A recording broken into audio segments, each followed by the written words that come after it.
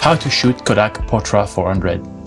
I don't think there is a point in introducing Portra 400. I think it's one of the most iconic and loved color negative film out there, but there is a reason for that, because these updated emulsions of Portra 400 released in 2010 is very well designed. It can be used basically under any light conditions. It is also very forgiving with your light metering, and it is almost impossible to overexpose, because Portra 400 is able to suck all of those highlights right in. I rate Portra 400s anywhere between ISO 200 and 320, or use the exposure compression dial and set it to +1. But if your camera doesn't have exposure compression dial, then no worries, simply use the ISO dial here on the back of the camera or the top, and set your ISO anywhere between ISO 200 and 320. Although it was primarily designed for portraits and wedding photography, you can shoot Portra 400s for basically anything you want, from street photography, landscapes, travel, and even your everyday life. It produces images with neutral contrast, good color renditions, and a fine grain even in 35mm, but it does have a warm base, so it will slightly warm up your images,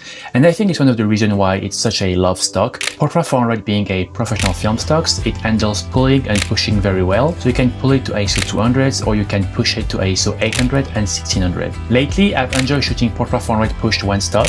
It does add some contrast and saturation, and the color shift is minimal. To do so, I will still rate it at 400 ISO and ask the lab to push it one stop.